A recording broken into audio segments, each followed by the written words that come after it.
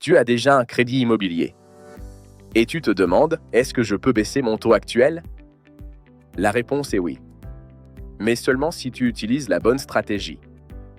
Depuis 2022-2023, beaucoup de personnes ont emprunté à des taux autour de 3%, 3,5% voire 4%.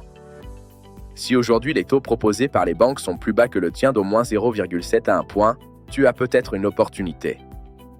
Première option, la renégociation avec ta banque. Tu prends rendez-vous et tu demandes une baisse de taux. Mais attention, ta banque n'a aucun intérêt à réduire sa marge. Elle acceptera seulement si tu es un bon client, tu n'as eu aucun incident. Et surtout si elle pense que tu pourrais partir ailleurs. En général, une renégociation permet de gagner entre 0,2 et 0,5 points maximum. Deuxième option, le rachat de crédit par une autre banque. Là, une nouvelle banque rachète ton prêt et te propose un nouveau taux. C'est souvent plus efficace, mais il faut faire des calculs. Pourquoi? Parce qu'il y a des frais. Indemnité de remboursement anticipé et frais de garantie. Frais de dossier et éventuels frais de courtier. La règle simple, il faut au minimum 0,7 à 1 point d'écart entre ton taux actuel et le nouveau pour que l'opération soit réellement rentable. Et surtout, plus tu es au début de ton crédit, plus c'est intéressant. Pourquoi?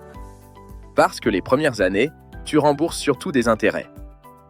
Exemple concret, sur un crédit de 250 000 € sur 25 ans, passer de 3,5% à 2,5% peut représenter plusieurs dizaines de milliers d'euros d'économie. Mais attention, si tu es déjà à la moitié de ton prêt, le gain sera beaucoup plus faible. Autre levier auquel on ne pense pas assez, l'assurance emprunteur. Depuis la loi Lemoine, tu peux changer d'assurance à tout moment.